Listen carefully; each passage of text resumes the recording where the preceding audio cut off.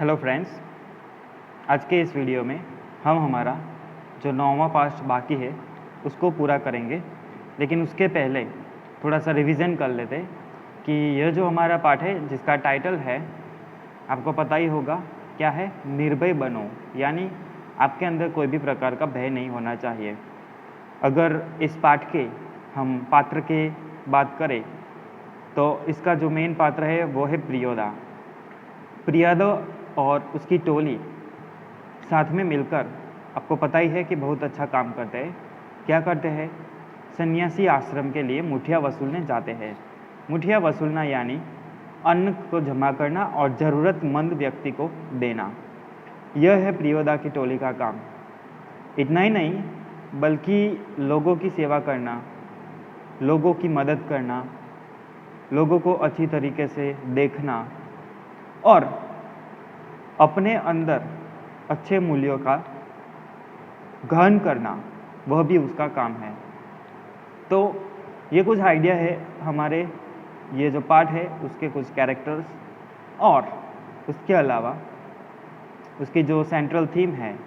तो कल ही मैंने आपको कहा था कि उसमें से आपको कुछ सीखना है, क्योंकि प्रियोदा और उसकी टोली के जो सदस्य है वो आप ही की उम्र के हैं, पढ़ने वाले छात्र ही है, लेकिन फिर भी उसके अंदर मानवीय और सामाजिक मूल्यों के हमें दर्शन होते हैं। आगे जाते हमारे पास एक नया कैरेक्टर आता है जिसका नाम है मनमोहन। मनमोहन भी प्रियोदा की टोली के साथ जाना चाहता है, वह भी लोगों की सेवा करना चाहता है, लेकिन प्रियोदा की टोली के कई सारे नियम हैं, वह ऐसे ही किसी लोगों को नहीं ले लेते। और इसीलिए जब मनमोहन आता है उसकी टोली को ज्वाइन करने के लिए, तब आपको पता है कि प्रियोदा द्वारा कई क्वेश्चन पूछे जाते हैं। क्वेश्चन कौन से पूछे जाते हैं वो भी आपको पता है कि कोई ऐसा व्यक्ति का नाम बताओ जो भगवान के समान हो। इतना ही नहीं बल्कि आपको सेवा करना आता है, डर लगता है, ऐसे कई सारे क्वेश्चन पूछकर वह फाइनली उसको अपनी टोली में समा लेते हैं। अब निर्भय बनो टाइटल क्यों दिया गया है, यह आज हम समझने वाले हैं कि मनमोहन नामक जो व्यक्ति है वो थोड़ा भयभीत है। क्यों? क्योंकि शाम का समय हो जाता है और शाम के समय जहाँ से वो जाता है वहाँ पर कोई ऐसी बात सुनने में आई है कि वहाँ पर भूत और पिशाच का वास है, और इससे उसको डर लगता है। तो हमारी जो आज की आगे की स्टोरी है वो कुछ इस तरह से आगे बढ़ेगी कि निर्भय बनो, क्यों निर्भय हमें बनना चाहिए, ऐसा कुछ होता है या नहीं होता, ये सब हमें जानने के लिए हमारी आगे की स्टोरी पढ़नी होगी। तो चलिए, हमारी आगे की स्टोरी है वो कुछ इस तरह से जाती है। लेकिन उससे पहले ये जो लास्ट लाइन है, लास्ट पैराग्राफ, वो मैं पढ़ लेता हूँ ताकि आपको पता चले कि हम कहाँ रुके थे। सहुआइन धर्मशाला के पास आकर सभी ने एक दूसरे से विदाई ली। कालू ने कहा, मोना तू रास्ते में डरेगा, मैं जानता हूँ, चल मैं पहुँचा दूँगा। तब वहाँ उसके घर जाने का रास्ता जो था वो जंगल में से पसार हो रहा था, और इसीलिए कालू कहता है कि मुझे पता है कि तुम शाम होने पर डर जाओगे, इसलिए मैं तुमको तुम्हारे रास्ते छोड़ देता हूँ और तुम मेरे साथ ही चलो। अब चलो आगे क्या होता है देखते हैं। प्रियोदा ने कहा, मोना डरता है, मैं उसे पहुँचा दूँगा, तू घर जा कालू। तभी प्रियोदा कहता है कि कालू तू अपने घर पहुँच, क्योंकि मैं ये जो मोना है, मनमोहन है, उसको अपने घर पहुँचा दूँगा। दोनों लोग निकल जाते हैं, प्रियोदा और मनमोहन। रास्ते में प्रियोदा चुप हो जाता है, फिर एक सुनी जगह पर आके रुक जाते हैं। पूरा जो रास्ता था उसमें कोई भी चहल पहल नहीं थी, रात का समय भी हो चुका था और सड़क के दोनों ओर बड़े बड़े पीपल के पेड़ दिखाई देते थे। यानी वो जगह ही ऐसी थी कि अच्छे खासे व्यक्ति को भी वहाँ पर डर लग जाए। आगे क्या होता है? दोनों ओर बहुत दूर तक खंडहर और मैदान। खंडहर और मैदान यानी सिर्फ और सिर्फ वृक्ष और वृक्ष, और चारों ओर सन्नाटा था। पास के एक उजड़े हुए मकान की ओर इशारा कर प्रियोदा ने कहा, और पास ही में एक उजड़ा हुआ मकान था। यहाँ पर आप देख सकते हैं कि कुछ हॉरर सीन हमारे सामने क्रिएट हो रहा है, क्योंकि चारों ओर क्या है, सिर्फ और सिर्फ मैदान है, एक उजड़ा हुआ मकान है। हो सकता है कि उस उजड़े हुए मकान में भूत या पिशाच हो, लेकिन यहाँ पर क्या होता है देखते हैं।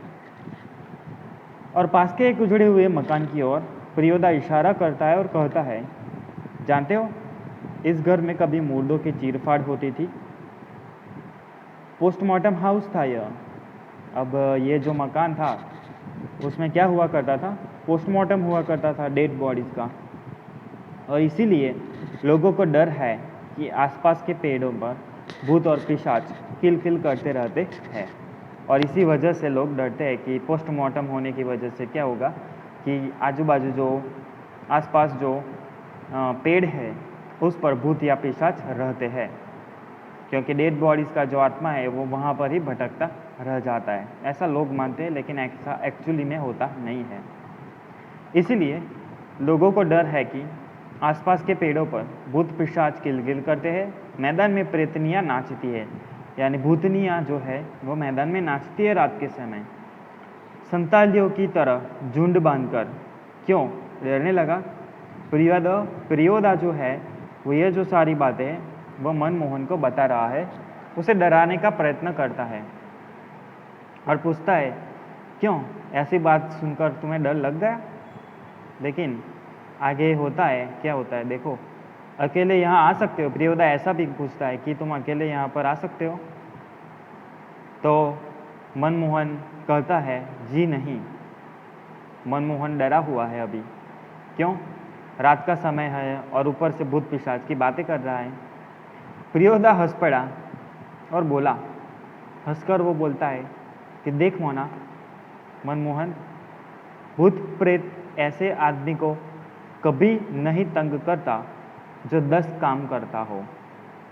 यानी भूत, फर्स्ट ऑफ ऑल, भूत प्रेत जैसी बातें होती ही नहीं, और अगर होती है तो एक बात अपने माइंड में फिट कर दो, आपको भी फिट करनी है कि जो व्यक्ति अच्छे काम करता है, 10 काम करता है, यानी बहुत ज़्यादा काम में बिजी रहता है, उसे कोई भी भूत या पिशाच आके परेशान नहीं करता।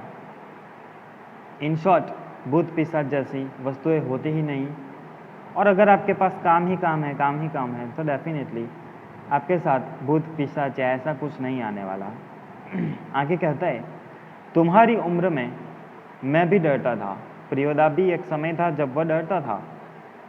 मेरे गुरु महाजन ने मुझसे हंसकर कहा कि 10 का काम करने वाला तो खुद भूत होता है। तब गुरुजन उसका जो होता है वो कहता है कि अगर आपके पास काम ही रहा होगा तो आप खुद एक भूत की तरह बन जाओगे। क्यों? क्योंकि आप ही भूत तरीके से फिर के अपना काम करते रहते हो, और इसी वजह से किसी और भूत की ताकत नहीं कि आपको आके परेशान करे। इन शॉर्ट, आपको यह समझाने का क्या प्रयत्न किया है वह यह है कि आपको हमेशा अपने काम में बिजी रहना चाहिए। जब आप अपने काम में बिजी रहोगे तब जाकर आपको कोई भी ऐसी शक्ति या कोई भी ऐसी व्यक्ति, कोई भी ऐसे भूत पिशाच, कोई भी आकर आपको परेशान नहीं करेगा। अगर अभी की बात करें तो आपका काम क्या है? पढ़ना। आप सारे दिन पढ़ते रहोगे, डेफिनेटली ऐसे कोई विचार भी नहीं आएंगे आपके मन में, कुछ भी नहीं, और आप अच्छी तरीके से अपनी लाइफ को जी सकेंगे। यही समझाने का प्रयत्न यहाँ पर किया है। और इसी की वजह से दूसरा मैसेज हमें यह मिलता है कि हमें निर्भय होना चाहिए, निर्भय बनना चाहिए, किसी से डरना नहीं चाहिए। हाँ, डरना नहीं चाहिए और गुंडागिर्दी करना वो काफ़ी अलग बात है। कैसे डरना चाहिए हमें भी, अगर आप कुछ नहीं करते तो भी डरना चाहिए, लेकिन हाँ, ऐसे वैसे डर नहीं रखना चाहिए, और गुंडागिर्दी भी आपको नहीं करनी चाहिए। आगे क्या होता है, उसको भूत क्या कर सकता है, ऐसा समझाने का प्रयत्न करता है प्रियोदा मनमोहन को। आगे वह उसका जो टॉक है उसको स्टॉप करते हैं, उसकी बातचीत को, और चलो शुरू करो।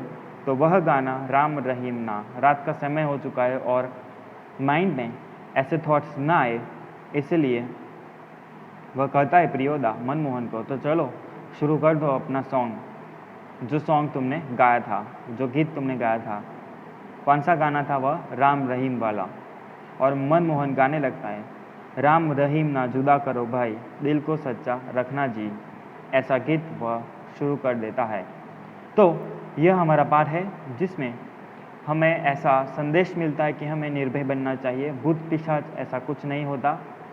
अगर आपने देखा है तो वो में भी हो सकता है, लेकिन हम 21st सेंचुरी में रह रहे तो भूत पिशाच ऐसी कोई भी चीज़ें नहीं होती।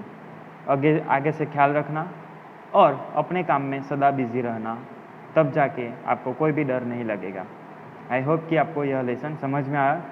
आज का जो काम है वह यह है कि आपको इसके जो 2-3 वाक्य में उत्तर, 1 वाक्य में उत्तर, उसको लिखना है।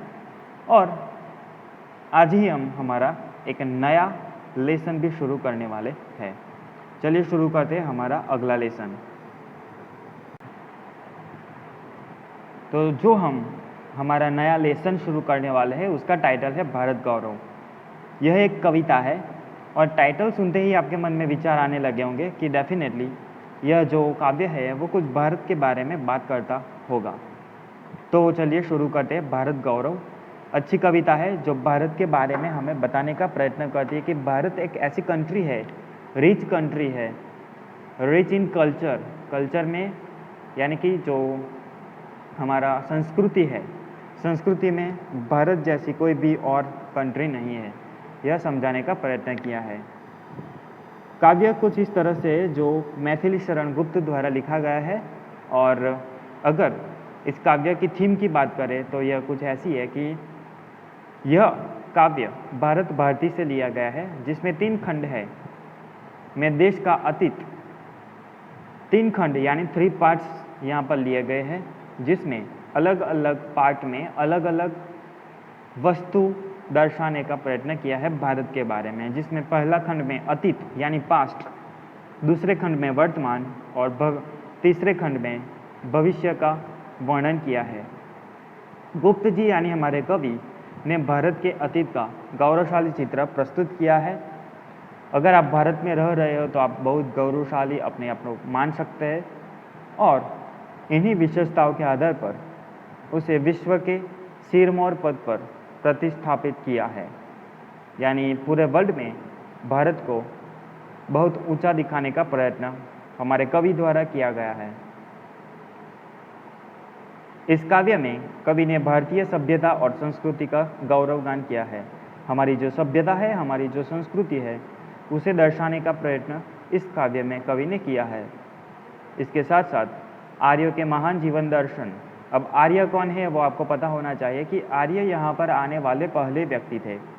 एसएस में आपने पढ़ा होगा कि आर्य लोग ही यहाँ पर सबसे पहले आए थे और उन्होंने ही यहाँ पर रहने का शुरू किया था, और इसीलिए आर्य की संस्कृति भारत में ही पाई जाती है।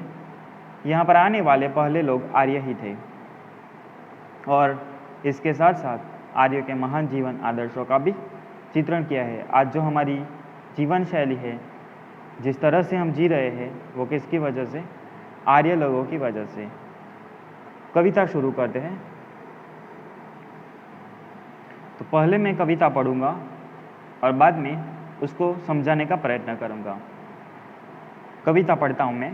भूलोक का गौरव, प्रकृति का पुण्य लीला स्थल कहाँ, फैला मनोहर गिरी हिमालय और गंगा जल जहाँ, संपूर्ण देशों से अधिक किस देश का उत्कर्ष है, उसका की जो ऋषि भूमि है वह कौन? भारतवर्ष है। तो यहाँ पर आप देख सकते हैं कि पहली जो 4 लाइन्स है उसमें भारत का जो प्रकृति है उसे दर्शाने का प्रयत्न किया है, और कहते हैं कि भूलोक का गौरव, सारी सृष्टि का गौरव और प्रकृति का पुण्य लीला स्थल कहाँ है? पूरी दुनिया में कहीं और नहीं बल्कि वह भारत में ही है। चारों ओर से प्रकृति में भारत देश है। कहते हैं कि फैला मनोहर गिरी हिमालय और गंगा जल जहाँ। क्यों प्रकृति लीला स्थल है? क्योंकि यहाँ पर भारत में आपको पता ही है कि हिमालय जैसा पर्वत है और गंगा जैसी नदी भी है। जिसकी वजह से भारत का प्रकृति जो है वो अदर्शनीय लगता है। आगे कहते हैं कि संपूर्ण देशों से अधिक किस देश का उत्कर्ष है। सारे देशों में अगर हम विकास की बात करें तो किस देश में विकास सबसे ज़्यादा है, तो आपका आंसर होगा सिर्फ और सिर्फ भारत देश में ही। क्यों? क्योंकि उसका की जो ऋषि भूमि है वह कौन? भारतवर्ष है। आपको पता ही है कि भारतवर्ष को एक ऋषियों की भूमि माना गया है। क्यों? क्योंकि यहाँ पर कई सारे महान ग्रेट ऋषि मुनि आकर चले गए। फॉर एग्जाम्पल वाल्मीकि ले लो, चाणक्य ले लो और कई सारे हैं, आर्यभट्ट ले लो। तो इन लोगों की वजह से हमें बहुत कुछ प्राप्त हुआ है और इसीलिए भारतवर्ष को ऋषि भूमि कहा गया है। तो चलिए इसको थोड़ा डिटेल में लेते हैं। यहाँ पर मैंने कविता का अर्थ ले रखा है, तो यहाँ पर मैं पढ़ के आपको सुनाता हूँ कि वह स्थान कहाँ है जिस पर संसार को गर्व है और जो प्रकृति की पवित्र क्रीड़ा भूमि है। वह स्थान वही है जहाँ हिमालय पर्वत है और गंगा नदी बहती है, यानी कि भारत। दुनिया के सभी देशों में सबसे अधिक देश कौन सा है? और कोई नहीं बल्कि भारत है, जैसा कि मैंने आपको समझाया। आगे का स्टेंजा देखते हैं।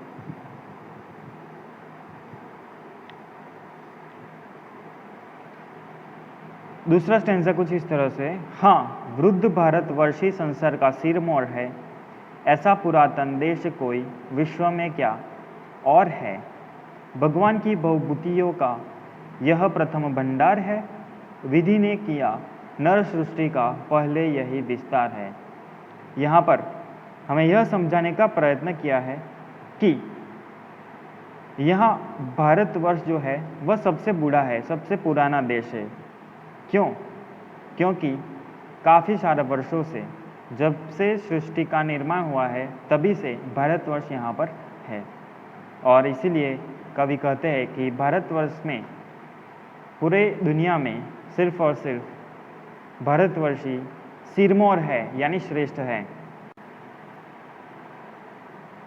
ऐसा पुरातन देश कोई विश्व में क्या और है, और हमारा जितना पुराना देश पूरे विश्व में कोई और नहीं है। आगे कहते हैं कि भगवान की बहुभूतियों का यह प्रथम भंडार है। अब आपको पता ही है कि भारत में 33 करोड़ यानी 33 करोड़ देवी और देवता है, और इतने सारे देवी देवता किसी और देश में नहीं है। इसीलिए इसको बहुभूतियों का, भगवान की बहुभूतियों का भंडार भी माना जाता है। किसको? भारतवर्ष को। विधि ने किया नर सृष्टि का पहले यही विस्तार है। और जब पूरी दुनिया का सर्जन हो रहा था तब सबसे पहले नर आने वाला देश, यानी कि मनुष्य का अवतार लेने वाला देश कोई और नहीं बल्कि हमारा भारत ही था। इसको कुछ डिटेल में देखते हैं तो यह कुछ इस तरह से कि हाँ, यह बूढ़ा भारतवर्ष संसार का सर्वश्रेष्ठ देश है। प्राचीन देशों के मुकाबले में दूसरा और कोई देश है ही नहीं। जब भगवान ने संसार में वैभव के जो स्थान सबसे पहले बनाए, उनका प्रथम संग्रह इसी देश में हुआ था। और जब ब्रह्मा ने मानव सृष्टि का विस्तार किया तो यह और कहीं से नहीं बल्कि भारत से ही किया था। यहाँ पर और कुछ नहीं बल्कि कवि ने भारत का जो महत्व है उसे दर्शाने का प्रयत्न किया है। तीसरा स्टेंजा देखते हैं। यह पुण्य भूमि प्रसिद्ध है, इसके निवासी आर्य है, विद्या कला कौशल सबके जो प्रथम आचार्य है। संतान उनकी आज यद्यपि हम अधोगति में पड़े, पर चिन्ह उनकी उच्चता के आज भी कुछ है खड़े। यह जो स्टेंजा है उसमें हमें हमारा प्रेजेंट और फ्यूचर दोनों दिखाने का प्रयत्न किया है। और कवि कहते हैं कि यह पुण्य भूमि है। क्यों? क्योंकि यहाँ के निवासी आर्य हैं। आर्य लोग सबसे पहले यहाँ पर आए थे, जो लोग विद्या कला कौशल सभी में बहुत निपुण व्यक्ति थे। लेकिन आज उसकी संतान यानी कि हम लोग, हम अधोगति में चल रहे हैं। क्यों? क्योंकि आज हम उसके मूल्यों को भूल गए हैं, आर्य के मूल्यों को भूल गए, हम विद्या, विनय, कला, कौशल सभी को भूल गए हैं और इसीलिए हमारा जो देश है वह अधोगति में चला गया है। लेकिन फिर भी चिन्ह उसकी उच्चता के आज भी कुछ खड़े हैं, लेकिन इसको बात करते हुए उसकी जो उच्चता के चिन्ह है वो भी आज हम में खड़े हैं। इसे समझने का प्रयत्न करते हैं कि भारतवर्ष की यह पवित्र धरती सारे विश्व में प्रसिद्ध है। इस देश के निवासी आर्य हैं, उन्होंने ही सारे संसार को सबसे पहले विद्या, कला, कौशल का ज्ञान दिया था। आर्य ही ऐसे लोग हैं जिन्होंने यह सब कुछ शुरू किया था, विद्या, कला, कौशल। और हम आपको लकी मानना चाहिए, क्योंकि आर्य लोग सबसे पहले भारत में ही आए थे। इसलिए आगे कहते, यद्यपि उन आर्यों की संतानें आज बुरी दशा में हैं, यानी कि हम लोग। क्यों? क्योंकि हम उसके जो कला, कौशल, विद्या, वो जो सारी बातें थी वो भूल गए हैं। इसलिए फिर भी उनके महान चरित्र के कुछ निशान आज भी हमारे अंदर मौजूद है। नो डाउट हम सब कुछ भूल गए हैं, लेकिन फिर भी उसके जो अच्छे गुण थे वो आज भी हमारे में पाए जाते हैं। हमारा लास्ट सेंस कुछ ऐसा है, वे आर्य ही थे जो कभी अपने लिए जीते न थे, वे स्वार्थरत हो मुंह की मदिरा कभी पीते न थे। संसार के उपकार हित जब जन्म लेते थे सभी, निश्चेष्ट होकर किस तरह वे बैठ सकते थे कभी। और यहाँ पर फिर से आर्यों का महत्व समझाने का प्रयत्न किया है कि वो आर्य ही थे जो कभी अपने लिए न जीते थे, बल्कि लोगों के लिए जीते थे। और उन्होंने कभी अपने लाभ का मोह नहीं किया। अपने लाभ को नज़र में न रखते हुए वह दूसरे के लाभ को नज़र में रखते थे। वे संसार के उपकार का करने के लिए जन्म लेते थे और फिर वे निष्क्रिय होकर कैसे बैठ सकते थे। उसका जन्म ही परोपकार के लिए हुआ था, और परोपकार के लिए जब उन्होंने जन्म लिया हो तब वह निष्क्रिय होकर, निश्चित होकर कैसे बैठ सकते हैं। यानी आर्य लोग ही है जो लोगों का उपकार करेंगे, लोगों का भला करेंगे, और ऐसी कंडीशन में उन्होंने किया था उस समय। और इसकी वजह से आज भारत एक गौरववंता देश है। तो इस तरह से इस कविता में कवि ने भारत का जो महत्व है उसे दर्शाने का प्रयत्न किया है। और आपको अपने आप को लकी मानना चाहिए। क्यों? क्योंकि आप भारत जैसे देश में रह रहे हैं। नो डाउट अगर आप सोच रहे कि मैं बड़ा होकर पढ़ने के लिए या कमाने के लिए विदेश जाऊँ, चले जाना, मैं ना नहीं कहता, लेकिन आप वहाँ जाकर अपने भारत के जो मूल्य है उसको मत भूलना। आई होप कि आपको यह कविता समझ में आई, और इस कविता के प्रश्न और जवाब भी आपको अपनी नोट में लिखने हैं। मिलते हैं अगले सप्ताह में। तब तक के लिए अपना ख्याल रखना और ऑनलाइन पढ़ते रहना। Thank you, bye.